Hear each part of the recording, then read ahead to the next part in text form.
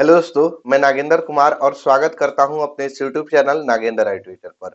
जैसा कि बिहार बोर्ड द्वारा जारी इंटरनेट मॉडल पेपर के आप लोग के मैथ में सभी सेटों के ऑब्जेक्टिव क्वेश्चन को बता दिया गया है और उसके साथ साथ 2 नंबर वाले क्वेश्चन को भी सभी सेट में से बता दिया गया है। अगर अभी तक आप वीडियो को नहीं देखे हैं तो प्ले लिस्ट में जाके वहां से देखिएगा, मॉडल पेपर होगा। मॉडल पेपर में चलिए जाइएगा, वहां से सब आपको मिल जाएगा। ठीक है, तो आज हम लोग शुरू से यानी मॉडल सेट 1 से 5 नंबर वाले क्वेश्चन को 5 नंबर वाले क्वेश्चन को पढ़ेंगे। ठीक है, चलिए। जैसा कि आप लोग के पहला यहाँ से 31 नंबर का क्वेश्चन दिखाई दे रहा होगा। कह रहा है कि आलेखीय विधि से हल करें। आलेखीय विधि का मतलब होता है ग्राफ खींचना है। क्या खींचना है? ग्राफ। तो ग्राफ कितना के खींचना है? एक्स माइनस वाई बराबर 1 और 2x प्लस 3y बराबर 12। तो इसको हम लोग पहले लिख लेते हैं। ठीक है, दिया है कि एक्स माइनस वाई बराबर 1 और 2x प्लस 3y बराबर 12। चलिए, इसको समीकरण 1 कर लेते हैं, इसको समीकरण कर लेते हैं 2। ठीक, तो आलेखिए देखिए, ग्राफ खींचने के लिए ग्राफ एगो सीख जाइएगा। 5 नंबर आप लोग के लिखा हुआ है। ठीक, तो ग्राफ खींचने के लिए सबसे पहले हम क्या करते हैं कि यहाँ या तो पहले समीकरण 1 से लेते हैं। किससे लेते हैं? समीकरण 1 से। तो समीकरण 1 है क्या? तो एक्स माइनस वाई बराबर 1, यही ना है, एक्स माइनस वाई बराबर 1। तो एक्स बराबर माइनस में वाई है ना, एक इधर ले जाइए। तो पहले से इधर 1 है, आप प्लस में माइनस में है तो क्या में हो जाएगा? प्लस में वाई। ठीक, यहाँ लिखेंगे मान सारणी। क्या लिखेंगे? मान सारणी। तो चलिए, मान सारणी लिख दिए। मान सारणी लिखने के बाद आप लोग के इसमें देख लीजिएगा, एक एक्स है एक वाई है। तो यहाँ से एक एक्स लिखना होगा, एक वाई लिखना होगा। अब देखिए, कम से कम 2 गो मान निकाला जाता है, अधिकतम से अधिकतम आप लाखों निकाल सकते हैं, बहुत नहीं अनंत निकाल सकते हैं। कम से कम 2 गो। तो देखिए, इधर कौन है? कभी भी मान इधर रखा जाता है। इधर कौन है? वाई है। तो वाई के मान कुछ भी रख सकते हैं। ग्राफ ऐसा चीज है कि कुछ भी मान रखिए। हाँ, ऐसा रखिए कि थोड़ा सा कम आए, ग्राफ खींचने में भी आसानी हो। तो वाई के मान हम लेकर चलते हैं 0। तो 0 अगर हम यहाँ बैठाएंगे, वाई के मानवा वाई बराबर अगर हम 0 लिए, तो एक्स का मान 1 प्लस वाई है। तो 1 प्लस वाई का मान कितना हो जाएगा? 0 हो जाएगा। तो 0 में 1 जोड़ेंगे तो 1 ही ना। तो एक्स के मान हो गया 1। अब वाई के मान हमको मन है कि चलिए 1 लेके चलते हैं। वाई का मान कितना लेके? 1 लेके। तो एक्स बराबर 1 प्लस वाई है। तो 1 प्लस वाई के मान 1 रखना है। 1 1 कितना हो जाएगा? 2। तो वाई के मान 1 रखे तो एक्स के मान 2। चलिए, एगो हो गया। दूसरा अब लिखेंगे समीकरण 2 से। समीकरण 2 से। समीकरण 2 क्या है? तो 2x प्लस 3y बराबर 12 है। तो 2x प्लस 3y बराबर 12। अब यहाँ से क्या करेंगे कि 2x इधर लिखेंगे, अब बराबर 12, माइनस में हो जाएगा 3y। प्लस में 3y था तो माइनस में 3y, या x बराबर अगर लिखेंगे तो 12 माइनस 3y। 2 गुणा में है तो इधर आके का में भागा में। फिर मान सारणी। मान सारणी किसका किसका मान? x का और y का मान निकालना है। x का और y का कम से कम 2 गो। देखिए, ऐसा y का मान रखिए ना कि जोड़ने यहाँ घटाने पर 2 से भाग लग जाए। तो अगर हम y का मान 0 रख देते हैं, 0 y का मान 0 रख के चलते हैं, तो x बराबर 12 माइनस 3 गुणे 0 हो जाएगा ना, y के जगह पर 0 बटा में 2। तो 12 माइनस 0 बटे 2, यानी 6 बार में कटेगा। 2 छके 12। अब y के मान हम रख देते हैं 2। y के मान कितना रख के चलते हैं? 2। तो x बराबर 12 माइनस, देखिए y का मान 2 रख दिए, तो 12 माइनस 3 गुणे 2 अब बटे में 2। तो 12 माइनस 3 दूनी के 6 बटे 2, 12 में से 6 गया तो 6, 6 बटे 2 यानी 2 से कटा देंगे 3 बार में। तो कितना बार में कटा? 3 बार में। तो हमको मान निकल गया। अब हमको क्या करना है? ग्राफ खींचना है। क्या करना है जी? ग्राफ। ग्राफ खींचने के लिए आप लोग पेंसिल का यूज करिएगा, हम कलम के कर रहे हैं, क्योंकि हमको वीडियो क्वालिटी अच्छा नहीं आएगा अगर पेंसिल से खींचेंगे। आप लोग के बता दे कि आप लोग के परीक्षा में खींचना है किससे? पेंसिल से ही खींचना है। तो देखिए, ग्राफ आप लोग कहीं से भी खींच सकते हैं। कहीं किसी भी लाइन से खींच सकते हैं, यहाँ से यहाँ से यहाँ से। अगर माइनस में कम कम दिया है माइनस में तो इधर से खींच सकते हैं, अगर माइनस में ज्यादा है तो इधर से खींचिए, प्लस में अगर दोनों दिन बड़े अच्छा खासा है तो बीच में से खींचिए। तो कहीं से भी आप लोग ग्राफ खींच सकते हैं। मान लेते हैं हम यहीं से स्टार्ट कर देते हैं खींचने के लिए। अब ग्राफ का एक नियम होता है कि चिन्ह से बहरी नहीं उतारना चाहिए। अगर चिन्ह से बहरी उतार दिए तो खनिए ग्राफ आप लोग की गलती हो गया। फिर से बनाइए, लाइन पर ही ग्राफ खींचा जाता है।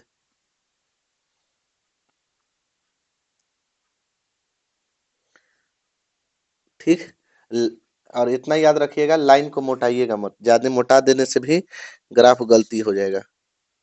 0 ये एक्स होता है, इधर एक्स डैश होता है, यहाँ वाई होता है और इधर होता है वाई डैश। इस इधर सब प्लस में 1 2 3 4 5 6 7 छोड़ दीजिए अब, -1 माइनस में तय भी नहीं किया है, क्या जरूरी है ज्यादा। 1 2 3 4 5 6, इधर -1 -2 -3 -4, बस छोड़ दीजिए। अब देखिए थोड़ा सा देखिएगा, 1 और 0 है ना, एक्स के मान 1, वाई के 0, वाई तो 0 यहीं रहेगा, एक्स के मान 1 यानी यहाँ आ जाएगा, वाई का मान 0, एक्स के मान 1, एक्स के मान 1, वाई का मान 0, यानी कि 0 हो गया, 1 हो गया और 0 हो गया। ठीक। फिर एक्स के मान 2, वाई के मान 1, एक्स के मान 2 और वाई के मान 1, तो वाई 1 के सामने ले जाइए, 2 को 1 के सामने, यहाँ 2 1, तो इसको अगर हम खींचेंगे तो इस तरह से खींचाएगा ग्राफ। तो यहाँ ग्राफवा पर लिख लीजिएगा क्या है, किससे खींचे, एक्स माइनस वाई बराबर 1 से खींचे हैं। ठीक। अब देखिएगा, एक्स के मान 6, वाई के मान 0, एक्स के मान 6, वाई के मान 0, तो वाई के मान तो 0 यही, एक्स के मान 6, ये 6 पर कटेगा यानी कि हो जाएगा 6 0। फिर एक्स के मान 3, वाई के मान 2, एक्स के मान 3, वाई के मान 2, यहाँ आइए 3 2। ठीक। यानी कि ई कैसे पर आएगा, ऐसे।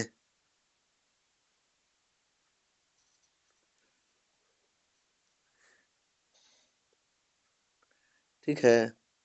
ई किस से खींचे हैं, 2x प्लस 3y बराबर 12, 2x प्लस 3y बराबर 12। देखिए ये x के जगह कितना पर काटा है, x के सामने कितना पर काटा है, तो x के सामने 3 पर काटा है, तो x का मान आपका निकल के आ जाएगा 3। y के सामने कितना पर काटा है, तो कहिएगा 2 पर, तो y के मान निकल के आ जाएगा 2, यानी x बराबर 3 और y बराबर 2। 1 सेंटीमीटर इक्वल टू माने हैं 1 यूनिट, मैंने यहाँ से यहाँ तक 1 सेंटीमीटर को 1 यूनिट मान के चले हैं। तो इस तरह से आप लोग के ग्राफ इस तरह से बना लेना है। ठीक है। तो जैसा कि अगला क्वेश्चन देख सकते हैं, अगला क्वेश्चन में है ना कि एक मीनार के पाद से एक भवन के शिखर का उन्नयन कोण 30 डिग्री है। देखिए क्वेश्चन में कहा है कि एक मीनार के पाद से, एगो मीनार है और एगो भवन है, तो मीनारवा बड़ा होगा, मीनारवा बड़ा होगा, भवन छोटा होगा। ये हो गया मीनार, ये क्या हो गया, मीनार, ये हो गया भवन। ऐसे लिख लीजिएगा, पता चल जाएगा। ये मान लेते हैं मीनार है, ये क्या है, भवन है। तो कह रहा है ना कि मीनार के पाद से एक भवन के शिखर, मीन देखिए इसको पाद कहा जाता है, ये वाला, इन नीचे वाले को क्या कहा जाता है, पाद, और ऊपर वाले को शीर्ष बोला जाता है, चाहे शिखर बोला जाता है। तो देखिए एकदम क्वेश्चन पढ़िए और बनाइए, एकदम पढ़ पढ़ के बनाइएगा ना तो तुरंत बनेगा। क्या बोला है, एक मीनार के पास, तो मीनार, मीनार के पाद ई से यहाँ से भवन के शिखर, भवन शिखर, भवन के शिखर, मीनार के पाद से भवन के शिखर। ठीक, मीनार के पाद से भवन के शिखर का उन्नयन कोण नीचे बनता है और नमन कोण ऊपर बनता है। उन्नयन कोण कहाँ बनता है? नीचे। तो उन्नयन कोण कितना है? 30 डिग्री है। ठीक, फिर से समझिए, एक मीनार के पाद से भवन के शिखर का उन्नयन कोण 30 डिग्री है, और क्या बोला है कि भवन के पाद से, अब की बोला है भवन के पाद से मीनार के शिखर, यहां से भवन के पाद से मीनार के शिखर का उन्नयन कोण 60 डिग्री है। ये वाला कोणवा बढ़का है 60 डिग्री। ठीक, तो अब बोल रहा है ना कि यदि मीनार की ऊंचाई 60 मीटर है, मीनार की ऊंचाई कितना है? 60 मीटर। तो कह रहा है कि भवन की ऊंचाई ज्ञात करें। एकदम आसान क्वेश्चन है। भवन इन है, भवन की ऊंचाई ज्ञात करना है। भवन की ऊंचाई h मान लेते हैं। यहां से ए बी सी डी। ठीक, अब देखिए भवन मीनार के आधार, अब भवन के भी आधार, देखिए भवन ये वाला था, तो भवन के आधार यहाँ से यहाँ तक हुआ, तो आधार तो ये है, और मीनार के भी आधार यही है, तो दोनों के आधार सेम है, तो इसको x मान लेते हैं। ठीक, तो चलिए अब इसको बनाते हैं। देखिए सबसे पहले जो माने हैं उसको लिख लेंगे। क्या माने हैं जी? तो माने हैं कि माना डीसी भवन है, डीसी डीसी भवन की ऊंचाई, भवन की ऊंचाई, डीसी क्या है? भवन है, और इसकी ऊंचाई जो है वो क्या मान लिए है? इंच मान ली है, इंच। और एबी जो है, एबी मीनार, एबी मीनार है, और इसकी ऊंचाई, मीनार की ऊंचाई, एबी मीनार की ऊंचाई कितना दिया हुआ है? 60 मीटर। ठीक, बीसी बराबर कितना है? बीसी बराबर दिया है x। ठीक है, अगर कोण दर्शाना है तो कोण दर्शा दीजिए। देखिए कोण डी बी सी, कोण डी बी सी, बी का कोण है ना, देखिए जो बीच में रहता है उसी कोण का वैल्यू होता है। तो डी बी सी, बी का कोणवा कितना? तो बी के कोणवा 30 डिग्री। अब फिर ए सी बी, ए सी बी, सी के कोण ना जो बीच में आएगा उसी का वैल्यू लिखना है। तो सी का हमको कोण दर्शाना है, तो कोण ए और सी को बीच में, और बी, अब बराबर कितना? 60 डिग्री। चलिए जितना लिखना था हम लिख दिए।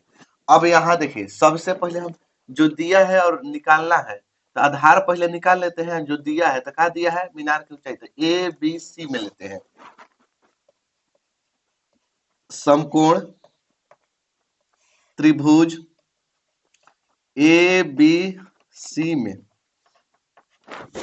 समकोण त्रिभुज एबीसी में, तो जब एबीसी में लेंगे तो यहाँ थीटा कितना है? 60 डिग्री।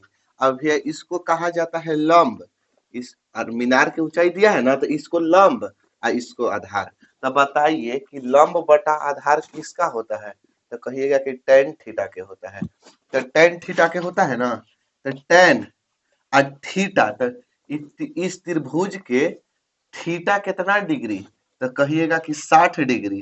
तो tan 60 डिग्री लिख दे, tan थीटा है ना, तो tan थीटा बराबर क्या होता है? लंब बटे आधार। तो लंब का नाम क्या है?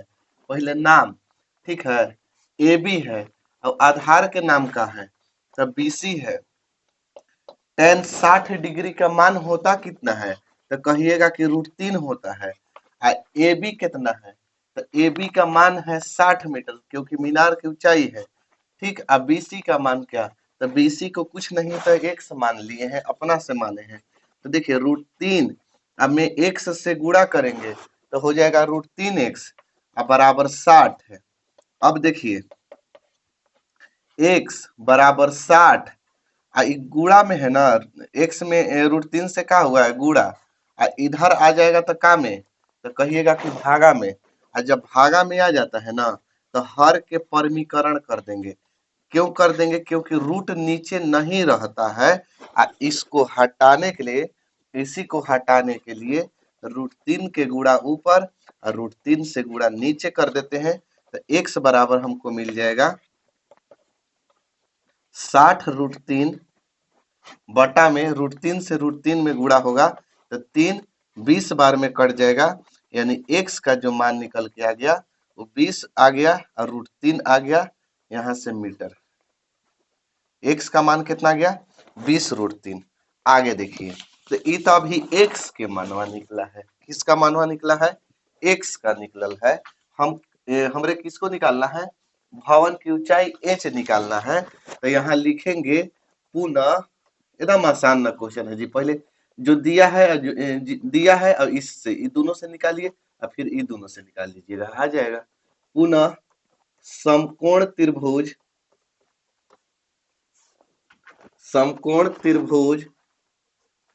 डीसीबी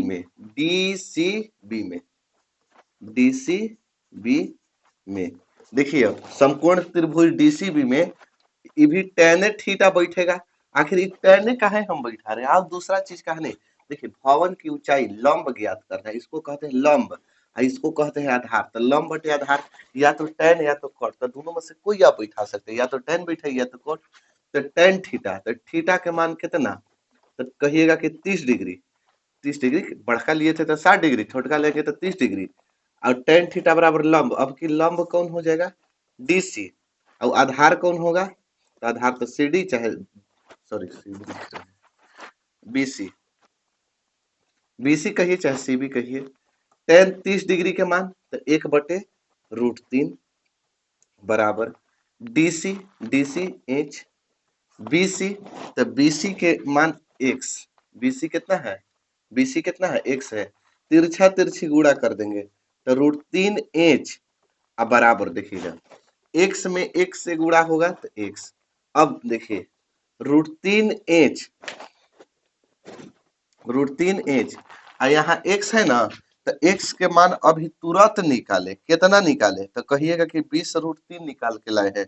तो ये जो एक्सवा है ना, एक्सवा के जगहिया पर 20√3 लिख सकते हैं। तो एक्सवा के जगहिया पर हम लिख देते हैं 20√3। ये किसके जगहिया पर लिखे हैं x के जगह पर। अभी √3 इधर गुणा में है, इधर आके भागा में, चाहे √3 से √3 कटा दीजिए तो h का मान जो निकल के आ जाएगा 20 मीटर। h क्या माने थे जी भवन की ऊंचाई ना, तो अतः भवन की ऊंचाई हमको आ गया 20√3 मीटर। अतः भवन की ऊंचाई बराबर 20√3 मीटर आंसर। ठीक समझ में आ गया। यदि किसी त्रिभुज के एक भुजा के समांतर अन्य दो भुजाओं को भिन्न भिन्न बिंदुओं पर प्रतिच्छेद करने के लिए एक रेखा खींची जाए तो अन्य शेष दो भुजाएं एक ही अनुपात में विभाजित होती है। इसी को सिद्ध करना है। तो चलिए हम लोग पढ़ते हैं, पढ़ के चित्र बनाते हैं, इसका डायग्राम कैसे बनेगा। ठीक है, तो ध्यान से समझिएगा कि सबसे पहले क्या बोला है कि यदि किसी त्रिभुज के एक भुजा के समांतर, तो त्रिभुज बोला है तो यहाँ से हम एक त्रिभुज को खींचेंगे।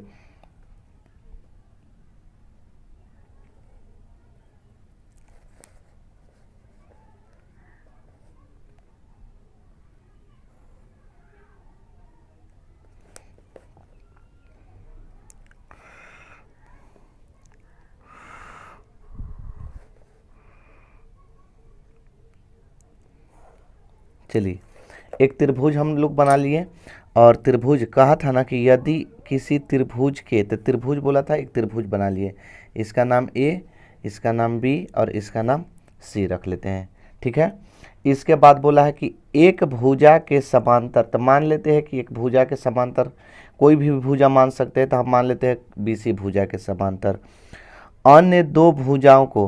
तो अगर BC के हम समांतर लेंगे तो यानी अन्य दो भुजा AB और कौन बचेगा, AC बचेगा।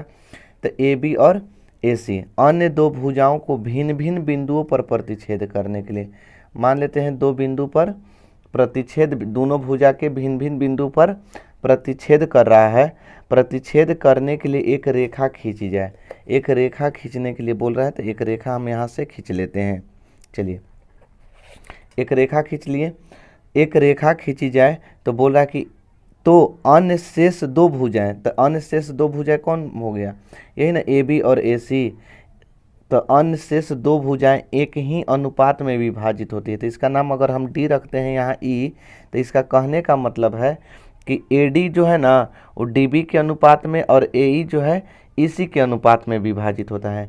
यानी कि देखिए फिर से एक बार समझिए, यदि किसी त्रिभुज के एक भुजा के समांतर, त्रिभुज बोला था त्रिभुज बार लिए, इसके बाद एक भुजा के समांतर बीसी के समांतर दो भुजाओं को भिन्न भिन्न बिंदुओं पर प्रतिच्छेद करने के लिए एक रेखा खींची जाए, तो ये अन्य शेष दो भुजाएं, अन्य भुजाएं ये दोनों एक ही अनुपात में, यानी कहने का मतलब ए डी बटे डी बी और ए ई बटे ई सी, यही सिद्ध करके ले आना। ठीक है, एक ही अनुपात के मतलब होता है कि ए डी बटे डी बी और ए ई बटे ई सी, यानी ए डी बटे डी बी जितना होगा उतना ही ए ई बटे ई सी होगा, यही सिद्ध हमको करना है। तो चलिए हम लोग खींच लिए। यहाँ से सबसे पहले हम लोग लिखेंगे दिया है, क्या लिखेंगे? दिया है, देखिएगा दिया है, क्या क्या दिया है उसको हम पहले लिखेंगे। तो दिया है कि पहला नंबर डाल के लिखेंगे कि ए बी सी एक त्रिभुज है। ए बी सी एक क्या है? त्रिभुज है। ठीक है, दिया क्या है? ए बी सी एक क्या है? त्रिभुज है। दूसरा नंबर देखिए, उसके बाद क्या दिया था कि जो डी ई है ना वो बी सी के समांतर है। तो यहाँ लिखेंगे डी ई समांतर बी सी।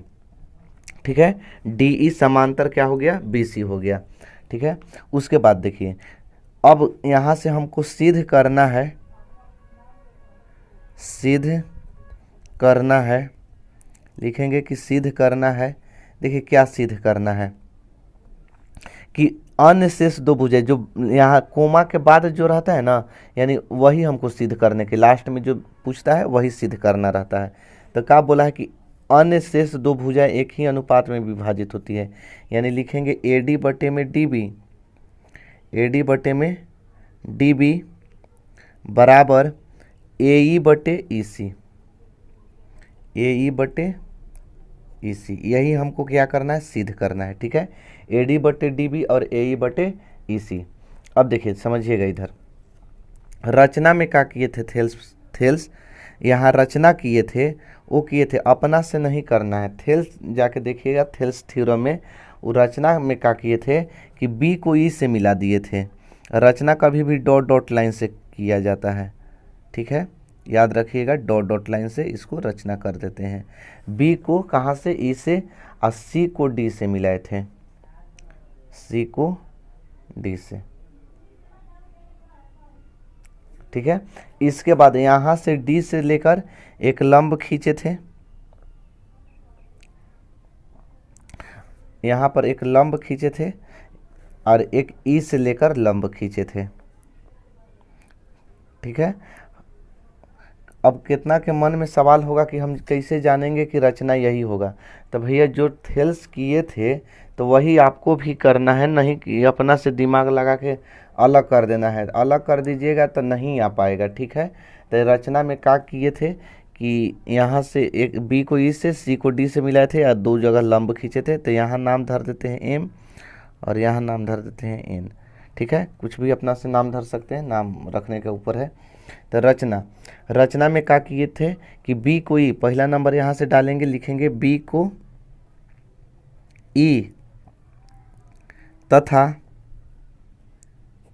बी को ई तथा सी को डी से मिलाया, सी को डी से मिलाया, यही किए थे। और दूसरा नंबर में क्या था रचना में कि जो ई एम लंब है ना, ई एम लंब वो खींचे थे ए बी पर। देखिए ई एम लंब है ए बी पर। कितना के मन में डाउट होगा कि क्या हम ए डी नहीं लिख सकते हैं? लिख सकते हैं। देखिए तो ई एम लंब जो ए बी पर खींचे हैं ना, यानी पूरे लाइन पर ही खींच दिए हैं कि बड़ा वाला लाइन पर। आप ए डी भी लिख सकते हैं, बाकी आप ये ए बी ही लिखिए। ठीक है, अब ई एम लंब किस पर खींचे थे? ए बी पर। और डी एन लंब किस पर? ए सी पर। लिखेंगे डी एन, डी एन लंब किस पर खींचे थे? ए सी खींचा, ए सी खींचा। ठीक है। फिर से समझिए, ई एम लंब ए बी पर, लंब के चिन्ह है, और डी एन लंब ए सी पर, इसको लंब कहते हैं, उल्टा टी बना दीजिए, उसको लंब कहते हैं, ठीक है। ए सी खींचा। अब समझिएगा, समझ में इतना आ गया ना। तो अब देखिए यहाँ से समझिए कि अब क्या किए थे, अब प्रमाण में हम लोग चलते हैं, ठीक है। प्रमाण में अब त्रिभुज का क्षेत्रफल निकाले थे। कौन कौन त्रिभुज के, तो देखिए ऊपर वाला में ये वाला, इस त्रिभुज का जो कलर कर रहे हैं, यानी ये वाला पूरा जो त्रिभुज है, कलर अच्छा से नहीं हुआ,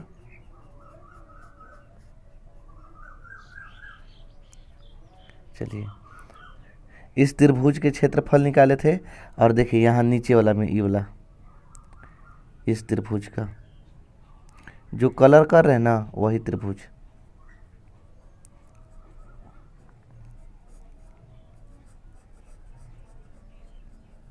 यानी कह सकते हैं ऊपर में देखिए कैसे, कौन किस त्रिभुज के, यानी ए डी ई, यहाँ से लिखेंगे एरिया निकाले थे कि एरिया ऑफ त्रिभुज ए डी ई, लिखेंगे ए डी ई, ठीक है। एरिया का मतलब होता है क्षेत्रफल, एरिया का मतलब क्या होता है, क्षेत्रफल, ए आर है ना, एरिया क्षेत्रफल। अब फिर किसका एरिया निकाले थे, एरिया ऑफ त्रिभुज डी ई बी, डी त्रिभुज लिखेंगे पहले, डी ई बी का, ठीक है। एरिया ऑफ त्रिभुज, देखिए एरिया ऑफ त्रिभुज ए डी, इधर इस साइड से ले रहे हैं, ए डी ई और डी बी ई, चाहे डी ई बी, दोनों में से कोई लिख सकते हैं, ठीक है। तो देखिए त्रिभुज का क्षेत्रफल होता है 1/2 आधार गुणे ऊंचाई होता है। त्रिभुज का क्षेत्रफल क्या होता है, 1/2 आधार गुणे ऊंचाई। तो ध्यान से समझिएगा, जिस पर परपेंडिकुलर खड़ा होना, तो वो उस नीचे वाला क्या होता है, आधार होता है, उसके नीचे वाला क्या होता है, आधार। देखिए समझाने के लिए हम आपको इधर बताते हैं कि जैसे मान लेते हैं कि यहाँ एक त्रिभुज है, ठीक है, त्रिभुज है, ठीक। त्रिभुज पर ई लंब ऐसे खड़ा है, यहाँ ए बी सी, यहाँ डी हो गया। एक त्रिभुज ऐसे ऐसी है, अब कि ऐसे खड़ा हो गया, यहाँ से नाम धर देते हैं ए बी सी, यहाँ डी, ई परपेंडिकुलर है, यहाँ परपेंडिकुलर है, माने लंब है। एक त्रिभुज ऐसे हो गया, इस पर ऐसे खड़ा है, ठीक है, नाम धर देते हैं ए बी सी। देखिए तीनों के यहाँ डी धर देते हैं, तीनों का कंडीशन, इसमें आधार, जिस पर लंब खड़ा होना तो वो आधार नीचे के कहलाता है। तो आधार कौन है, बी सी है, आधार कोई पूछेगा तो बी सी, और लंब चाहे ऊंचाई कोई पूछेगा तो ऊंचाई कौन है, ए डी है, ठीक है। इस त्रिभुज के बारे में अगर कोई कहेगा कि आधार कौन है, तो आधार लंब किस पर खड़ा है, तो लंब ए डी ए बी पर खड़ा है ना, तो आधार हो जाएगा ए बी। और ऊंचाई कौन होगा, ऊंचाई, तो देखिए ऊंचाई कौन होगा, सी डी होगा, कौन होगा, सी डी। इस त्रिभुज में देखिए अगर कोई आधार पूछेगा कि आधार कौन होगा, तो आधार हो जाएगा किस पर, ऐसे खड़ा है ना, इस पर ना, ए बी ए सी पर ना, तो आधार ए सी। ऊंचाई कौन होगा, ऊंचाई हो जाएगा बी डी, ठीक है। तीनों का कंडीशन देखिए अलग अलग है, ठीक है। तो इस तरह से जिस पर जो लंब खड़ा होता वो उसके नीचे आधार होता है। तो देखिए ई ऐसे लिए त्रिभुज ए डी ई का क्षेत्रफल, तो इन लंब है, ई एम लंब है ना, किस पर है, ए डी पर। तो त्रिभुज का क्षेत्रफल 1/2 आधार गुणे ऊंचाई होता है, तो आधार हो जाएगा कौन, ए डी, क्योंकि लंब खड़ा है, ई एम खड़ा है ए डी पर, तो ए डी हो जाएगा आधार। और ऊंचाई कौन होगा, ई एम होगा, ऊंचाई कौन होगा, ई एम, ठीक है। फिर देखिए 1/2, ई कहाँ से आया, त्रिभुज का क्षेत्रफल। अब किस त्रिभुज में है, D E B, D E B में, ध्यान से समझिएगा, डी ई बी में 1/2 आधार कौन हो जाएगा, डी बी, आधार कौन हो जाएगा, डी बी हो जाएगा। अब ऊंचाई देखिएगा, समझिएगा, ये जो कितना स्टूडेंट के कन्फ्यूजन होता है कि यहाँ ऊंचाई रखे तो क्या रखें, तो कितना के कन्फ्यूजन होके कहता है कितना कि डी ऊंचाई होगा, तो डी ऊंचाई नहीं है। क्यों नहीं है, थोड़ा सा ध्यान से इस चित्र को देखिए कि अगर हम इस चित्र को थोड़ा सीधा कर दें तो यह त्रिभुज ऐसे बनेगा। तो ई ऊंचाई नहीं है, ऊंचाई सीधा लंब ऐसे होता है, ऊंचाई देखिए ई ऊंचाई होता है, ए नहीं। अगर हम इसको यहाँ से ई को पकड़ के सीधा कर दें तो ई हो जाएगा, देखिए अगर सीधा कर देते हैं तो ई हो जाएगा यहाँ ई, और डी हो जाएगा नीचे, और यहाँ हो जाएगा बी हो जाएगा। देखिए तो इसको सीधा करके देखिए इस तरह से होगा।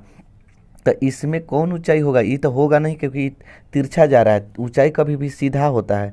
तो भैया का ऊंचाई हम डी नहीं लेंगे, ऊंचाई डी नहीं लेंगे तो कौन लेंगे? एम लेंगे। ऊंचाई कभी भी कोना से खींचा जाता है छोर से, तो इसको हम यहाँ से ऐसे मिलाएंगे, तो यहाँ से चूंकि मिलाया गया है तो इसका नाम क्या है? एम है। क्या है? तो यानी ऊंचाई का काम कौन करेगा? एम करेगा। ठीक है। और अगर अभी भी नहीं आपको समझ में बढ़िया से आया तो हमको क्या सिद्ध करना है? ए डी बटे डी बी सिद्ध करना है ना। क्या सिद्ध करना है? ए डी बटे डी बी। तो ए डी बटे डी बी ई एम से ई एम कट जाना चाहिए।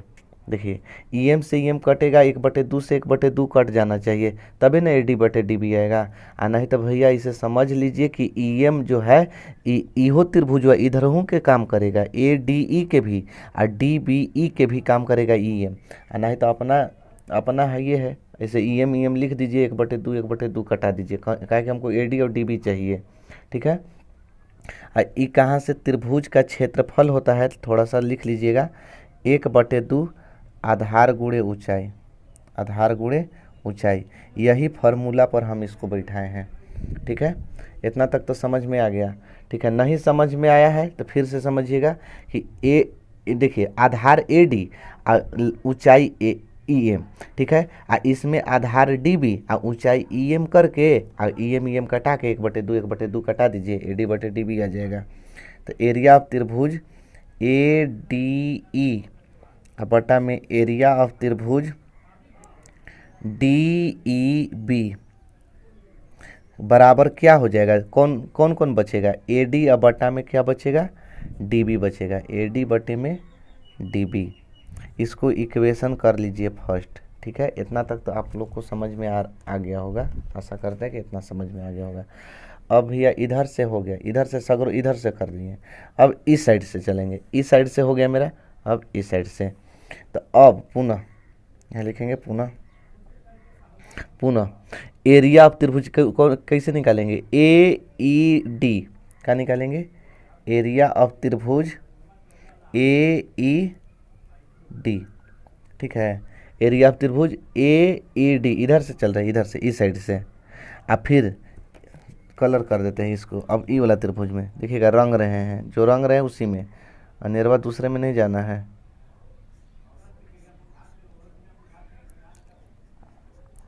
देखिएगा कौन रंगे हैं कि ई डी सी, चाहे ई सी डी, कौन को कैसो लिखिए? एरिया ऑफ त्रिभुज ई सी डी। ठीक है। ई सी डी तो क्या हो जाएगा? 1/2 आधार गुणे ऊंचाई होता है। तो इसमें देखिएगा आधार, तो अब की डी एन लंब खड़ा है ना इस पर, तो आधार काम करेगा ए ई। कौन काम करेगा? ए ई। गुणे आधार कौन काम करेगा? ए ई आधार। और ऊंचाई कौन काम करेगा? D N. ऊंचाई कौन काम करेगा? D N. फिर देखिएगा 1/2 अब इसका आधार कौन काम करेगा? ई सी। आधार कौन काम करेगा? ई सी। और ऊंचाई फिर ई नहीं, डी एन। कौन? D N. और नहीं, अगर नहीं आ रहा है तो हमको ए ई बटे ई सी करना है, तो ए ई गुणे डी एन, और इसको भी ई सी गुणे डी एन कर दीजिए, डी एन से डी एन कटा दीजिए, 1/2 से 1/2।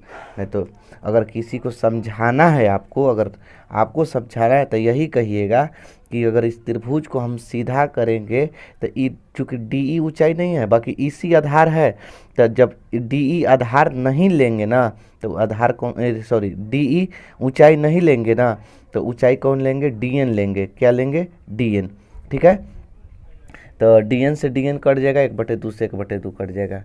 यहाँ से भी लिख लीजिएगा त्रिभुज का क्षेत्रफल जो होता है वो क्या होता है? 1/2 आधार गुणे ऊंचाई।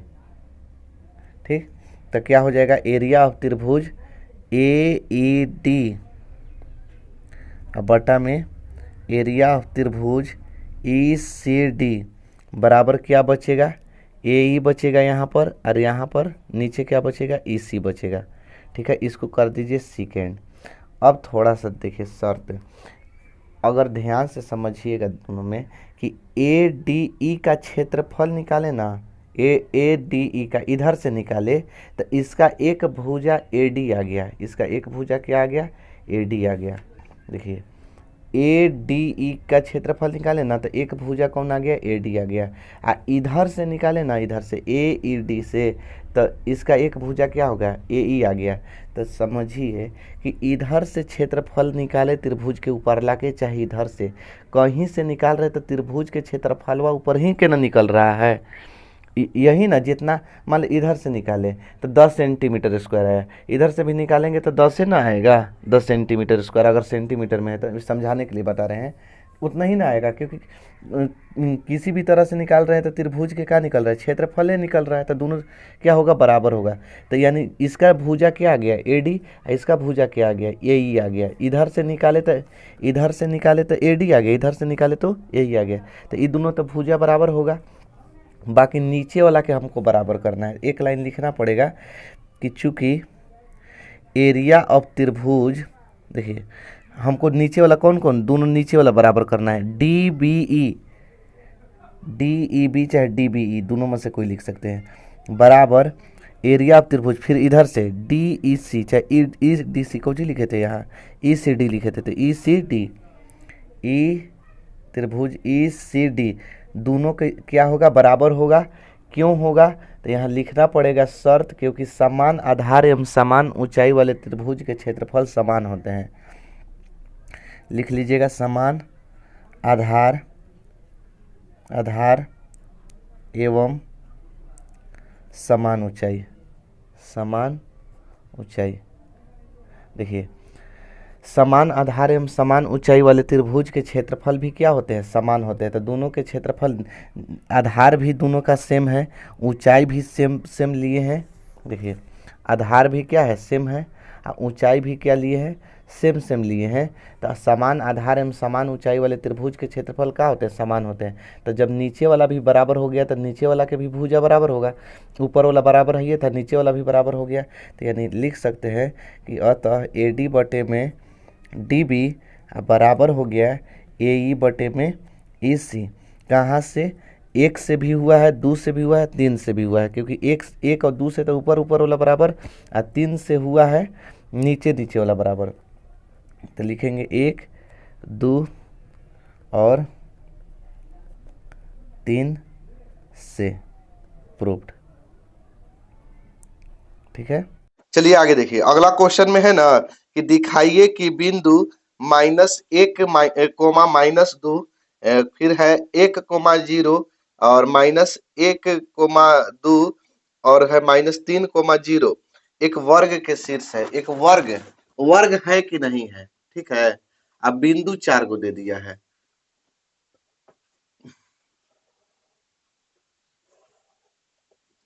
चलिए ये वर्ग हो गया, ठीक, वर्ग। इसका ए नाम धर देते हैं, B C D, A B C D नाम धर दिए। ए का मान कितना, -1 और -2, -1 -2। बी के मान कितना, तो बी के मान 1, 0।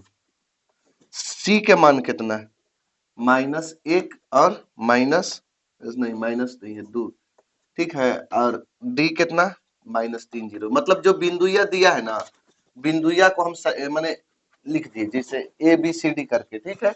बिंदु 4 को दिया है, एगो के ए लिख दिए, एगो के बी, एगो के सी, एगो के डी, इस तरह से हम लिख दिए।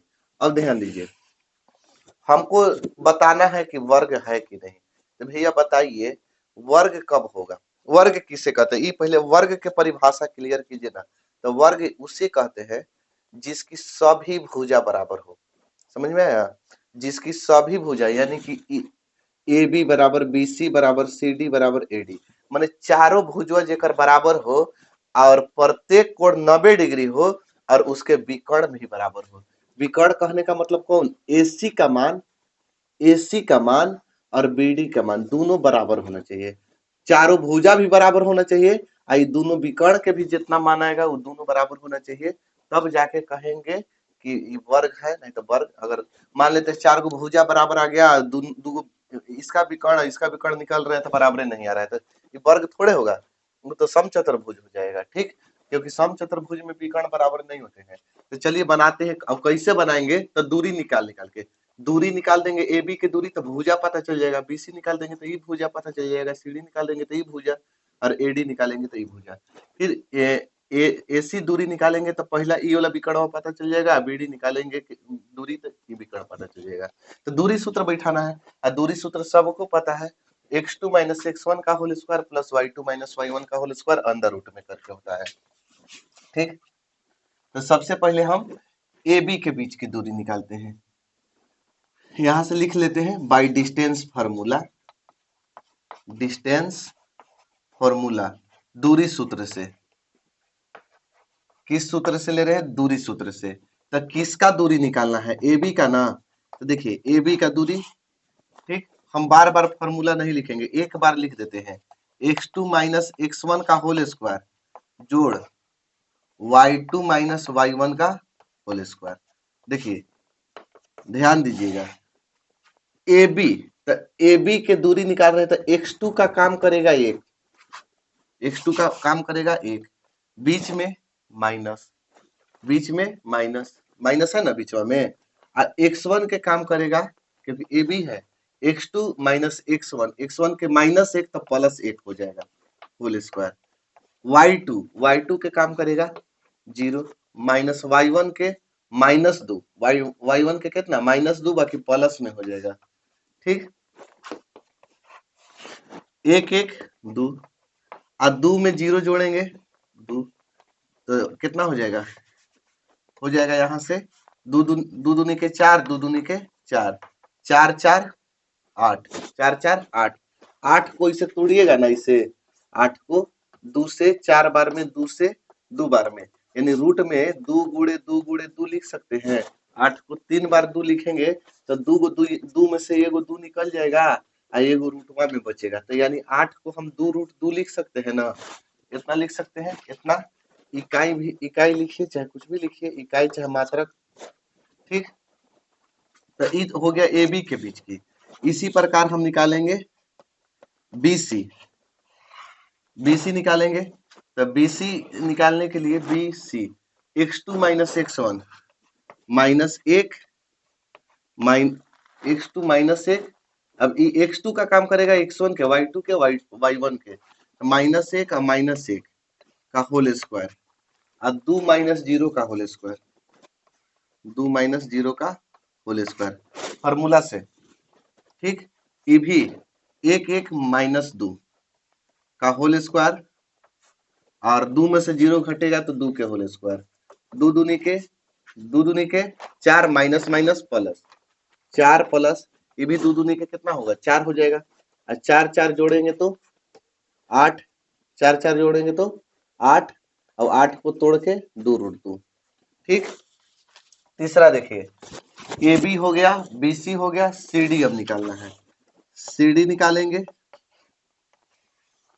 C D under root x2, अब सी डी, तो x2 माइनस x1, तो x2 के जगह माइनस 3, देखिए x2 सी डी है ना, सी डी ले रहे हैं ना, तो x2 के जगह x1 x2 के जगह माइनस 3, माइनस x1 के जगह माइनस 1, बाकी हो जाएगा प्लस, प्लस 1 का होल स्क्वायर जोड़ y2 के जगह 2 और माइनस y1 के जगह 0 का होल स्क्वायर। 3 में से 1 घटेगा, माइनस 2 के होल स्क्वायर, 2 में से 0 घटेगा 2 के स्क्वायर। अब यहाँ भी माइनस माइनस प्लस, 2 दूनी 4, 2 दूनी के 4, 4 4 8, और 8 को तोड़ के क्या लिखेंगे 2 रूट 2, 8 को तोड़ के कितना लिखेंगे 2 रूट 2। फिर इसके बाद हमको निकालना है एडी, क्या निकालना है एडी, एडी निकालना है। तो एडी में एडी, तो x2 का काम करेगा माइनस 3, माइनस x1 के काम करेगा माइनस 1, तो हो जाएगा प्लस 1 जोड़ y2 के काम करेगा 0, माइनस y1 के काम करेगा माइनस 2, तो हो जाएगा प्लस में, क्योंकि यहाँ भी माइनस है। तो एगो बीच में माइनस। अब देखिए 3 में से 1 घटेगा -2 का होल स्क्वायर, और 2 और 0 जोड़ेंगे तो 2, 2 दूनी के 4, 2 दूनी के 4, 4 4 8, 8 को तोड़ के 2 रूट 2। ठीक, इतना तक का कोई दिक्कत नहीं है। देखिए तो ए भी 2, ए बी भी 2 रूट 2 आ गया, ए बी भी 2 रूट 2 आ गया, बी सी भी 2 रूट 2 आ गया, सी डी भी 2 रूट 2 आ गया, और ए डी, यानी चारों भुजा एकदम 2 रूट 2 आ रहा है, मतलब बराबर आ रहा है। इसके बाद हमको विकर्ण ज्ञात करना है। कहीं मान लेते हैं कि 4 गो भुजा बराबर आ गया, विकर्ण बराबर नहीं आएगा तो फिर थोड़े वर्ग होगा, तो विकर्ण ज्ञात कर लेते हैं। तो विकर्ण कौन है? विकर्ण पहला नाम है ए सी। तो ए सी विकर्ण, देखिए ए सी विकर्ण, तो x2 के काम करेगा -1 और माइनस x1 के काम करेगा -1, तो प्लस हो जाएगा x2, तो x2 के -1 और बीच में माइनस, और x1 के -1, तो माइनस माइनस प्लस। फिर y2 के मान 2 और y1 के -2, तो प्लस हो जाएगा होल स्क्वायर। 1 में से 1 घटेगा, 0 के होल स्क्वायर, और 2 और 2 4 के स्क्वायर। अब 0 से 0 में गुणा करेंगे तो 0, 4 चौक के 16, 16 और 0 जोड़ देंगे तो 16, और 16 के वर्गमूल 4। 16 के कितना होता है? 4 होता है। तो एगो एगो विकर्ण आ गया 4, और दूसरा विकर्ण निकाल के देखते हैं कि इहो 4 आ जाएगा तो वर्ग है, नहीं आएगा तो नहीं वर्ग है। अब बीडी निकालना है, ठीक है, बीडी विकर्ण। तो देखिए एक्स बीडी निकालेंगे, x2 का काम करेगा -3, B D x2 minus x1 के काम 1 का होल स्क्वायर, y2 के काम करेगा 0, और माइनस y1 के भी 0 काम करेगा होल स्क्वायर। -3 और -1 -4 का होल स्क्वायर, और प्लस 0 के होल स्क्वायर। माइनस माइनस 2 बार गुणा करते हैं तो प्लस 4 चौक के 16 प्लस 0, 16 में 0 जोड़ेंगे तो 16, और 16 के 4। देखिए दोनों विकर्ण भी बराबर आ गया, भुजा भी बराबर आ गया, विकर्ण भी बराबर आ गया। जब भुजा और विकर्ण सब बराबर हो तो वर्ग है। तो इसको लिखेंगे कैसे? 5 नंबर कह चुकी कि ए बी जो है, ए बी बराबर है बी सी के। अब BC है उस CD के बराबर है, और CD जो है CD AD के बराबर है। यानी चारों भुजा आपस में क्या हो गया? AB बराबर BC बराबर CD बराबर AD, चारों का हो गया बराबर हो गया। ठीक, और तो फिर विकर्ण AC जो है वो विकर्ण किसके बराबर है? BD के बराबर है। तो अतः अतः ABCD एक वर्ग है। अतः ABCD एक का है? वर्ग है।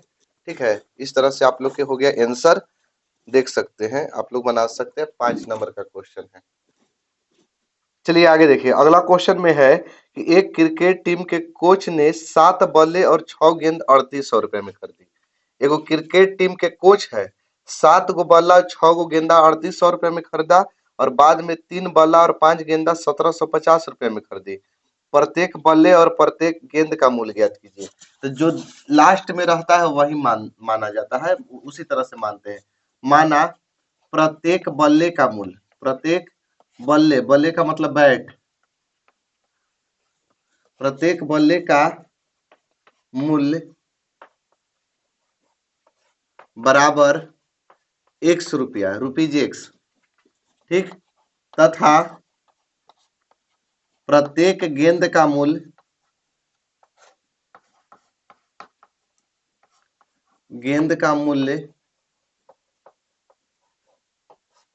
बराबर y रुपया है। ठीक, रुपया y है। एक बल्ला का मूल्य x रुपया मान लिए, गेंद का मूल्य y रुपया मान लिए। तो कई गो बल्ला खरीदा है? प्रश्नानुसार, पहले प्रश्न जो कह रहा है उसके अनुसार चलिए।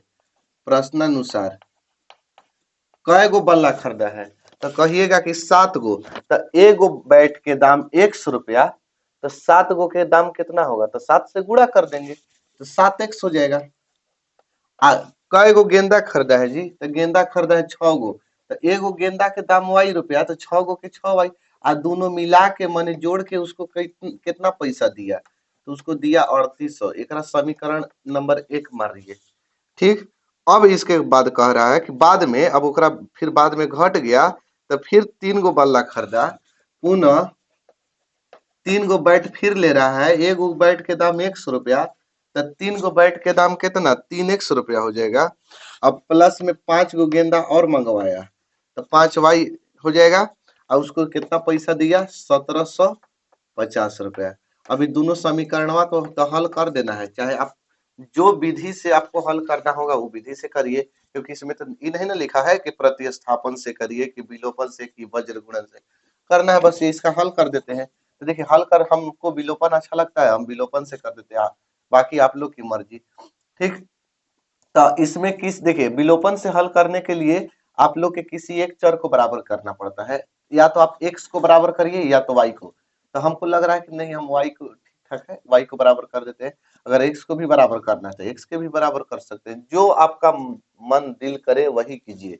ठीक है, सुनिए सबकी करिए दिल की, सुने ना डायलॉग। तो यहाँ से देखिए, तो हम y को कर देते हैं, तो y कै गो है यहाँ 6 गो, तो 6 के पहाड़ा में ना 5 आएगा ना 5 के पहाड़ा में 6 आएगा, तिरछा तिरछी गुणा मार देते हैं, 5 से गुणा यहाँ और 6 से गुणा यहाँ। विलोपन के तो यही नियम है, नहीं जब पहाड़ा में नहीं आए तो तिरछा तिरछी गुणा मारिए। ठीक, 5 से यहाँ 6 से यहाँ, तो समीकरण 1 में कितना से गुणा किए 5 से किए, और समीकरण 2 में कितना से किए, समीकरण 2 में कितना से किए 6 से। अब दोनों के चिन्ह देख रहे हैं, जिसको बराबर कर रहे हैं y को बराबर कर रहे हैं ना, तो y के चिन्ह का है आगे के, तो प्लस प्लस प्लस प्लस रहता है तो घटाने पर, प्लस प्लस रहे तो क्या करने पर घटाने पर, माने समीकरण 1 में 5 से गुणा करके समीकरण 2 में 6 से गुणा करके दोनों के क्या करने पर घटाने पर। अब देखिए जब इस यहाँ 5 से गुणा है तो केवल एकरे में 5 से गुणा नहीं होगा, ये तीनों में 5 से गुणा होगा, 6 से गुणा है ना, यहाँ 6 इसको बराबर भले इसको कर रहे हैं, बाकी तीनों में होगा गुणा, तो करिए ना तीनों में। तो 7 से 5 में करेंगे तो 7 पचे 35x और जोड़ 6 पचे 30y बराबर 2 गो जीरो, 8 पचे 40 की जीरो, हाथ में लागल 4, 5 3 15 4 19 हो गया। ठीक, गुणा किया ना जी, 8 पचे 40 5 3 15 4 19, 6 तिया 18x जोड़ 5 छक्के 30, 5 छक्के 30y बराबर 0 के 0, 0 के 0, 6 पचे 30 की 0, हाथ में लागल 3, 7 छक्के 42, 3 45 की 5, हाथ में लागल 4। ठीक, 6 और 4 10। का करने पर घटाने पर ना, तो घटाने पर चिन्हवा बदल देते हैं, प्लस में है तो माइनस में, बीच वाला चिन्ह के अनुसार बदलते हैं, कुछ नहीं तो प्लस है, प्लस है तो माइनस, प्लस है तो माइनस। और जब इस चिन्हवा दे देते हैं ना, एक और वैल्यू खत्म हो जाता है, वैल्यूएशन खत्म, अभी ना है कुछ नहीं है, खत्म हो गया। अब 30 के चिन्ह माइनस है, ये कटेगा, 35 गो एक्स में से 18 गो एक्स घटेगा तो 17 गो एक्स बराबर 0 में से 0 घटेगा 0, 0 में से 0 घटेगा 0, इसको हासिल दे दिया, ये हो गया 10, 10 में से 5 गया 5 और ये बच गया 8, 8500, एक में से गया कुछ ना, तो x बराबर 8500 अब बटा में गुणा में 17 है, इधर आके बटा में 17, 17 पचे 85, 5 बार में कटा 2 गो जीरो हुआ है तो 2 गो जीरो हुआ, x बराबर कितना 500, x के मान कितना निकल के आ गया 500। तो जब x के मान 500 आ गया तो x के मान या तो फर्स्ट में रखिए या तो सेकंड में रखिए, हमरा लग रहा है कि सेकंड आसान है, हम सेकंड में रखते हैं, बाकी आप लोग की मर्जी। तो हम यहाँ लिखेंगे कि x का मान सेकंड में रखने पर, सेकंड में रखने पर समीकरण 2 में, तो समीकरण 2 कितना है, तो समीकरण 2 कहिएगा कि 3x प्लस 5y बराबर 1750 है, 3x प्लस 5y बराबर 1750। अब देखिए इधर 3 के 3 x है ना, x के मानवा आया है 500, x के मान कितना आया है 500, तो x की जगह बैठा देंगे 500 प्लस में 5y बराबर 1750, ठीक। अब 500 तिया 1500, 500 तिया 1500 जोड़ 5y बराबर 1750। अब देखिए इधर 5y के 5y बराबर 1750 आई प्लस में है 1500, एकरा इस साइड भेजा दीजिएगा ना तो माइनस में हो जाएगा। ठीक है। अब 5y बराबर 17 में से 15 घटेगा तो 200, 1750 में से 1500 घटा देंगे तो 250 बचेगा। तो y बराबर 250 बटा में 5, अब 5 पचे 25, y का मान निकल के आ गया 50। अब देखिए कि x का माने थे, तो माने थे प्रत्येक बल्ले का मूल्य x माने थे, निकल के कितना गया 500, यानी एगो बैट के दाम कितना 500 रुपया है। एगो गेंदा के मूल्य y रुपया माने थे, y का मान 50 रुपया। तो लिख देंगे अतः प्रत्येक बल्ले का मूल्य बराबर रुपया 500 तथा प्रत्येक गेंद का मूल्य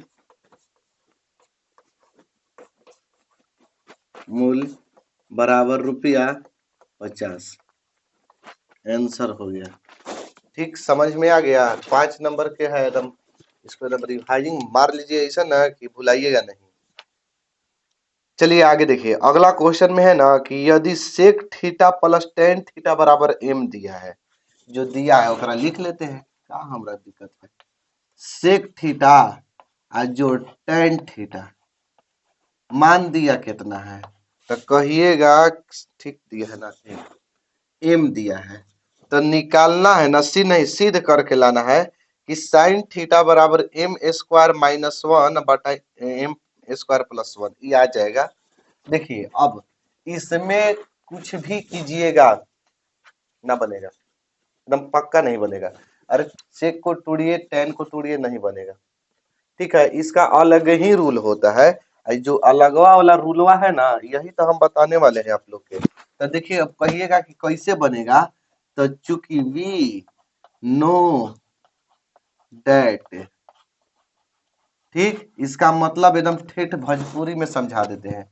वी माने हम, और नो माने जानीला, और डेट माने की। हम जानीला कि, हम जानते हैं कि, या हम जानते हैं कि, का जानते हैं कि sec square theta minus tan square theta बराबर 1 होता है। Sec square theta minus tan square theta बराबर क्या होता है, 1 होता है। अब एगो फार्मूला, ये वाला फार्मूला ए स्क्वायर माइनस बी स्क्वायर, ठीक है, एकरा पर क्या होता है, ए प्लस बी होता है और ए माइनस बी होता है। जब भी ऐसा ए स्क्वायर माइनस बी स्क्वायर रहे तो ए प्लस बी और ए माइनस बी लिखेंगे। तो देखिए तो इसके फॉर्म में है a square minus B square के, तो एक बार जोड़ के एक बार घटा के, तो हम भी लिख देंगे एक बार जोड़ के, एक बार जोड़ के एक बार घटा के, अब बराबर 1 है तो बराबर 1 दे देंगे। ठीक, इसका मान जो है सेक थीटा जोड़ टेन थीटा, सेक थीटा जोड़ टेन थीटा के मान क्या है, तो एम है इनटू इस, देखिए ई वाला ई जितना है ना, देखिए तो ई पहले से दे दिया है एम, तो एकर जगहिया पर एम लिख दिए, और यहाँ लिख देंगे sec theta minus tan theta अब बराबर 1। तो देखिएगा सेक थीटा अब माइनस टेन थीटा अब बराबर, ये एम गुणा में है ना, ये एम का में है गुणा में, इस साइडवा आ जाएगा ना तो हो जाएगा भागा में, तो हो जाएगा 1 बटा में एम। कोई दिक्कत, एकरा कर लेते हैं समीकरण फर्स्ट, एकरा कर लेते हैं समीकरण सेकेंड। यहाँ तक इन्हीं को प्रॉब्लम में नहीं होना चाहिए। ठीक है, अब एकरा बाद देखिए तो दोनों में एगो में देखिए टेन टेन तो बराबर है, सेको बराबर है, प्लस माइनस है, तो क्या हुआ, प्लस माइनस है तो घटाने सॉरी जोड़ने पर लिख देते हैं। तो किसको किसको जोड़ेंगे, तो समीकरण 1 को और समीकरण 2 को जोड़ देंगे। समीकरण 1 जोड़ समीकरण 2, तो समीकरणवा 1 कौन है? तो कहिएगा कि सेक थीटा और जोड़ है टेन थीटा और बराबर है एम। इस समीकरण 1 में है। और इस समीकरण 2 में क्या है? तो कहिएगा कि सेक थीटा और माइनस टेन थीटा और बराबर है 1/m। आज जोड़ने पर तो चिन्ह नहीं बदलता है, ये तो आप लोग जानते हैं भली भांति। ये टेन से टेनवा बर्बाद हो गया, ये दोनों का हो गया बर्बाद कर दीजिए। जब ये दोनों बर्बाद हो गया तो एगो सेक है एगो सेक, कै गो सेक? 2 गो सेक। ठीक, आ यहाँ का बचेगा तो यहाँ कहिएगा कि m जोड़ 1/m, यहू दोनों के तो जोड़ना है। बट्टा में 1 करके पहले हम एलसीएम कर लेते हैं इसका। तो m1 का एलसीएम तो हो जाएगा m, 1 से m बार में नहीं बुझाता है, तिरछा तिरछी मार दीजिए गुणा, तो m से m में गुणा करेंगे तो m स्क्वायर जोड़ 1 में 1 से गुणा करेंगे 1, तो सेक थीटा बराबर m स्क्वायर जोड़ 1, आई गुणा में है ना, ई का में है गुणा में है, तो एकरा इधर ले आ देंगे तो भागा में हो जाएगा। इतना तक ठीक ठाक है, और नहीं ठीक है तो पीछे करके देखिए ना, कंट्रोल तो रखे हैं ना जी अपने हाथ में, पीछे करत रहिए। अगर दिन भर देखत रहिएगा, दिन भर पढ़ावत रहेंगे। ठीक, तो सेक थीटा बराबर m स्क्वायर प्लस 1/, यहाँ 2 गुणा में था, पहले से बाटा में m है तो यहो भागा में आ गया तो 2m हो गया। तो आप लोग जानते हैं कि सेक थीटा बराबर एगो फार्मूला होता है, का होता है? कण बटे आधार, लाल बटे काका पर, लाल बटे काका चाहे पीबी एच जैसे याद किए होंगे उस पर। ठीक है, सेक थीटा बराबर h/b। ठीक, इससे काम नहीं है हमरा भी। अब देखिए, अब देखना है इधर, इधर देखिए, इधर देखा देते हैं, इधर ही देखा देते हैं। कर्ण के मान कितना होगा? कर्ण का मान हो जाएगा m स्क्वायर जोड़ 1, m स्क्वायर जोड़ 1। आधार का मान क्या होगा? तो कहिएगा 2m, आधार का मान होगा 2m। निकालना भी क्या है? जब कर्ण आधार दिया रहता है तो लंब निकालते हैं, लंब आधार कर्ण होता है ना समकोण त्रिभुज में, तो पहले हम लंब ज्ञात कर लेते हैं। क्या ज्ञात कर लेते हैं? लंब। लंब बराबर हुआ, तो लंब स्क्वायर चाहे लंब बराबर अंडर रूट कर्ण स्क्वायर माइनस आधार स्क्वायर, यही होता है शायद का, तो हाँ यही होता है, गलती थोड़ी लिखेंगे। कर्ण है ना, तो कर्ण के मानवा कितना? तो m स्क्वायर जोड़ 1 कर्ण के मानवा, बाकी एकरो माथवा पर 2 है तो होल स्क्वायर एकरो दे दिए, आ माइनस आधार के मानवा कितना? तो आधार के मानवा है 2m, तो 2m के भी होल स्क्वायर दे दिए। अब देखिए ये a प्लस बी के होल स्क्वायर पर टूटेगा, a के काम करेगा m स्क्वायर, b के काम करेगा 1, तो a प्लस बी का होल स्क्वायर a स्क्वायर, तो a स्क्वायर यानी m स्क्वायर के स्क्वायर, आप प्लस 2 a, तो a की जगह m स्क्वायर, b तो b की जगह 1, आ प्लस b स्क्वायर तो 1 के स्क्वायर, माइनस 2 दूनी के 4m स्क्वायर। ठीक है, अब देखिए, अब m स्क्वायर इसके स्क्वायर ऐसे अभी लिखिए दीजिए, कोई दिक्कत नहीं है। ठीक, इसको गुणा कर देते हैं, 2 एकम 2 m स्क्वायर, आप प्लस 1 के स्क्वायर है तो 1 के स्क्वायर दिए दीजिए, माइनस 4m स्क्वायर। देखिए काहे किए हैं सर, हम बताएंगे, ऐसी नहीं है, बता रहे हैं काहे किए हैं। देखिएगा काहे कि अब m स्क्वायर के स्क्वायर कर देंगे, आगे बताएंगे। देखिए 4 गो m स्क्वायर में से 2 गो m स्क्वायर घटा देंगे, 4 गो m में से 2 गो m स्क्वायर घटा देंगे तो माइनस 2 गो m स्क्वायर बचेगा प्लस 1 के स्क्वायर।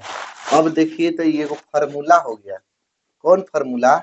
अभी a स्क्वायर माइनस 2ab, क्योंकि इसमें भी एक आएगा तो एक ही ना रहेगा, तो a स्क्वायर माइनस 2ab आप प्लस बी स्क्वायर, ये एक फॉर्मूला। अरे देखिए ए स्क्वायर, ए स्क्वायर देखिए इसको इससे तोड़ के लिख देते हैं, एम स्क्वायर के स्क्वायर माइनस 2, ए के काम करेगा एम स्क्वायर, अब बी के काम करेगा एक, तो नहीं हो गया 2 एकम 2 अब प्लस बी स्क्वायर, तो एक के स्क्वायर, तो ये किसका फॉर्मूला होता है, a square minus 2ab plus b square, ये ए माइनस बी के होल स्क्वायर के होता है, ए माइनस बी के होल स्क्वायर, तो ए के काम करेगा एम स्क्वायर और माइनस बी, बी के काम करेगा एक, ठीक, का होल स्क्वायर। जब बीच में माइनस हो तो माइनस के फॉर्मूला, बीच में प्लस हो तो प्लस वाला फॉर्मूला, तो ए माइनस बी के होल स्क्वायर के फॉर्मूला आ गया, तो यानी लंबवा के मान आ गया, लंब का मान एम स्क्वायर माइनस एक, एम स्क्वायर माइनस एक, क्यों, क्योंकि देखिए रूट हटा देंगे, जब भी वर्गमूल में दो को कोई भी एक ही जैसा रहता है तो वो क्या होता है, एगो बाहर ही निकल जाता है, चाहे स्क्वायर से रूट हट जाता है, तो लंब का मान आ गया एम स्क्वायर माइनस एक। हमारा मान निकालना है किसका, साइन थीटा, सिद्ध करके लाना है, तो साइन थीटा बराबर होता है लंब बटा में कर्ण पी बटे एच, आप लोग के याद होगा लंब बटे कर्ण, तो लंब का मान कितना है, तो कहिएगा कि एम स्क्वायर माइनस एक है, अब बटा है कर्ण का मान कितना है, तो कहिएगा कि एम स्क्वायर प्लस एक है। देखिए तो यही ना सिद्ध करके ले आना था, आ गया, कुछ है, एकदम हलवा जैसा सवाल है, ठीक, इसको उतारना है उतार लीजिए, चाहे स्क्रीनशॉट भी ले सकते हैं। क्वेश्चन देखिए, 4 सेंटीमीटर त्रिज्या के एक वृत्त पर, 4 सेंटीमीटर त्रिज्या बोला है, एक वृत्त पर ऐसी दो स्पर्श रेखा खींचे जो परस्पर 60 डिग्री के कोण पर झुकी हो। देखिए ध्यान दीजिएगा, हम इसको देखिए, हमारे पास प्रकाल के अभाव है, प्रकाल नहीं है, इसलिए हम आपको केवल हिंट दे रहे हैं, आप लोग बना लीजिएगा, ठीक है, क्योंकि हमारे पास प्रकाल नहीं है इसलिए हम इसको नहीं बना पाएंगे, क्योंकि गोल ही नहीं हो पाएगा, ठीक है, तो इसलिए हम आपको हिंट दे सकते हैं।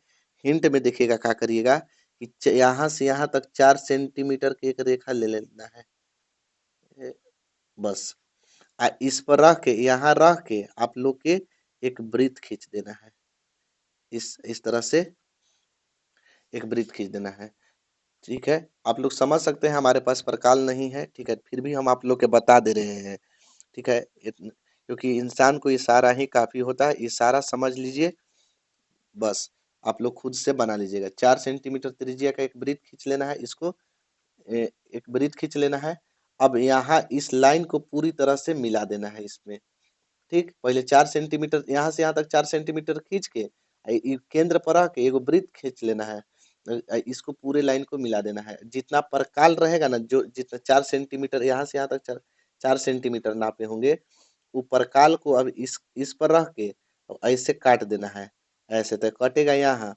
तो अब इसको केंद्र से मिला देना है, केंद्र के नाम ओ रख लीजिएगा, इसको कहाँ से मिला देना है, केंद्र से मिला देना है। अब क्या करना है कि परकाल को छोटा करके थोड़ा छोटा सा यहाँ पर एक 90 डिग्री का कोण बनाना है, एक 90 डिग्री का कोण, एक बार काटेंगे तो 60, दो बार काटेंगे तो 120, और 60 पर 120 पर रख के काटते हैं तो 90, तो 90 डिग्री कैसे, इस तरह से जहां कटेगा उसको ऐसे मिला दीजिएगा, ठीक, मैंने मिला देना है, और यहाँ पर भी एक आप लोग के 90 डिग्री का कोण बनाना है, एक बार काटे तो 60, दो बार काटे तो 120, 60 और 120 पर काटेंगे 90, और इसको ऐसे, इसको भी ऐसे मिला देना है, ऐसे मिला, मैंने यहाँ 90 डिग्री के, यहाँ भी 90 डिग्री, सॉरी इसमें मिलना चाहिए था, इसमें ऐसे मिलेगा, इसमें भी 90, इसमें भी 90 बनाना है, 90 डिग्री हम लिख देते हैं, 90 डिग्री, यहाँ भी 90 डिग्री, यहाँ भी ऐसे प्रकार लेके बना के, और यहाँ लिख दीजिएगा 60 डिग्री, हो गया 60 डिग्री पर झुक गया, नाम धर देते हैं ABCD, ठीक। चलिए अगला क्वेश्चन देखते हैं, जैसा कि अगला क्वेश्चन दिखाई दे रहा होगा, बोल रहा है ना एकरा में कि एगो ठोस है, आज जिसमें एक ठोस जिसमें 120 सेंटीमीटर ऊंचाई और 60 सेंटीमीटर त्रिज्या वाला एक शंकु सम्मिलित है, जो 60 सेंटीमीटर त्रिज्या वाले एक अर्धगोले पर एक अर्धगोले पर आरोपित है, इस ठोस को पानी से भरे हुए एक लंबवृत्तीय बेलन में इस प्रकार लंबवत डाल दिया जाता है कि यह बेलन के तली को स्पर्श करे। यदि बेलन की त्रिज्या 60 सेंटीमीटर और ऊंचाई 180 सेंटीमीटर है तो बेलन में शेष बचे पानी का आयतन ज्ञात करें। देखिए जी, ये आप लोग के किताब का क्वेश्चन है, ठीक है। किताब एक्सरसाइज देख लीजिएगा आप लोग 13.2 में, 13.2 के शायद छठा या सातवां क्वेश्चन है, इस तरह से छठा या सातवां, हमको इतना याद नहीं है बढ़िया से, बाकी हाँ है ये किताब के क्वेश्चन। इसमें जो है ना, अगर इसमें का आंसर देखते हैं तो इसमें पाई का मान नहीं बैठाया है, ठीक। अगर आप लोग के किताब के आंसर लाना है तो बता देते हैं, नहीं तो कहिएगा कि इसका आंसर लाने के लिए तो इसमें पाई का मान नहीं बैठाइएगा, आपका मन, ठीक। तो हम किताबें के अनुसार बताते हैं, किताब में जो है उसी के अनुसार। एगो ठोस है, देखिए एकदम चित्र पढ़ पढ़ के बनाएंगे। एगो ठोस है जिसमें ऊंचाई 120 सेंटीमीटर, जिसमें 120 सेंटीमीटर ऊंचाई और त्रिज्या 60 सेंटीमीटर वाला एक शंकु, शंकु बोल दिया ना, तो शंकु एगो बना लेंगे। शंकु ऐसी ना बनता है,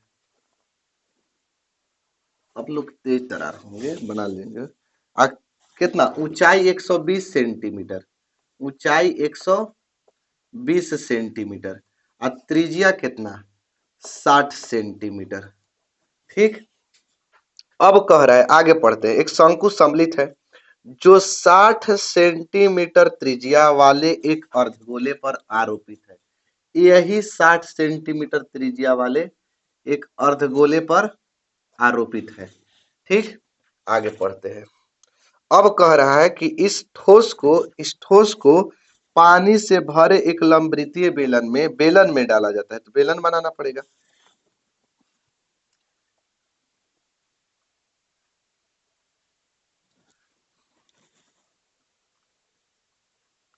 पानी से भरे एक लंबवृत्तीय बेलन में इस प्रकार डाल दिया जाता है कि यह बेलन के तली को स्पर्श करने लगता है।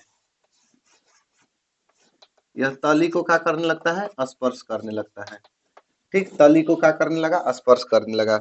यदि बेलन की त्रिज्या 60 सेंटीमीटर है, यदि बेलन की भी त्रिज्या कितना है, यहां से भी यहां तक कितना है 60 सेंटीमीटर, ठीक। और ऊंचाई 180 सेंटीमीटर है, ये ऊंचाइया कितना है 180 सेंटीमीटर। तो बताना है ना, बताना है कि बेलन में कितना पानी बचेगा। देखिए बेलन में कितना पानी बचेगा, जितना बेलन में पानी था, अगर हम बेलन के आयतन निकाल दें तो हमको पता चल जाएगा कि बेलन में कितना पानी था। बेलन के आयतन निकालेंगे तब बेलन में भरल पानी के आयतन कौन कौन डाला जा रहा है, एगो शंकु डाला जा रहा है, एगो अर्धगोला डाला जा रहा है। आई दोनों के आयतनवा निकाल देंगे तो जितना इसका आयतन होगा उतना पानी निकाल देगा बाहरी। तब बेलन के आयतन में से शंकु के आयतन और अर्धगोले के आयतन दोनों के आयतनवा घटा देंगे। जो जो दिया है पहले लिख लेते हैं। बेलन, शंकु तथा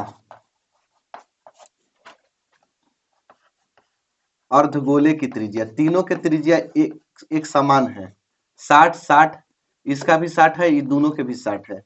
अर्धगोले की त्रिज्या r बराबर 60 सेंटीमीटर, त्रिज्या कितना दिया है 60 सेंटीमीटर। अब शंकु की ऊंचाई, शंकु की ऊंचाई, तो शंकु की ऊंचाइया दे दिया गया है h बराबर 120 सेंटीमीटर, इस शंकु के ऊंचाइया दिया है। अब बेलन के ऊंचाइया कितना दिया है, तो बेलन के ऊंचाइया कहिएगा कि बेलन की ऊंचाई जो दिया है, बेलन की ऊंचाई वो दिया है 100, इसको बड़ा एच मान लेते हैं क्योंकि ज्यादा है, ये कम है तो छोटका एच पर काम चला रहे हैं। ज्यादा 180 है ना, तो इसको बड़का एच पर काम चलाएंगे, 180 सेंटीमीटर। चलिए अब देखिएगा, अब हमसे जो पूछा है वही लिखेंगे। क्या पूछा है कि बेलन में शेष बचे पानी का आयतन, बेलन में शेष बचे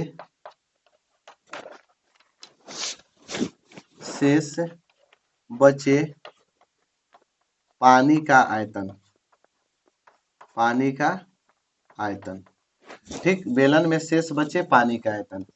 तो देखिए बेलन में कितना पानी शेष बचेगा, तो बेलन के आयतनवा निकाल देंगे, तो बेलन के में पानी का आयतन हो जाएगा, ये दोनों के घटा देना है।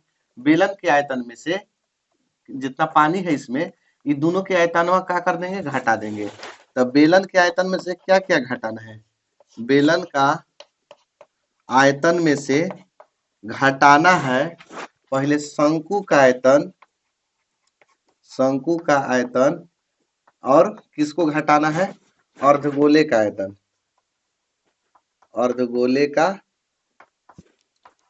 अर्धगोले का आयतन। ठीक, तो बताइए कि बेलन के आयतन के फॉर्मूला पाई आर स्क्वायर, चूंकि बेलन की ऊंचाई बड़ा एच माने हैं तो एच लिख दिए, पाई आर स्क्वायर एच बेलन के आयतन होता है, माइनस शंकु का आयतन 1/3 पाई आर स्क्वायर छोटा एच माने हैं तो छोटा एच लिख दिए ऊंचाइया, और माइनस अर्धगोले का आयतन 2/3 पाई आर क्यूब, क्योंकि आर तीनों में सेम है तो एक समान लिख दिए, ऊंचाई दोनों में अलग अलग है। ये तीनों में से का के कॉमन है, तो कहिएगा कि पाई आर स्क्वायर के कॉमन है, तो पाई आर स्क्वायर के कॉमन ले लेते हैं, तो यहाँ बचेगा एच माइनस एक, यहाँ बचेगा 1/3, पाई आर स्क्वायर कॉमन हो गया ना, तो H minus 2/3 pi R square common हो गया, 3 गो आर था, 1 गो आर बचेगा।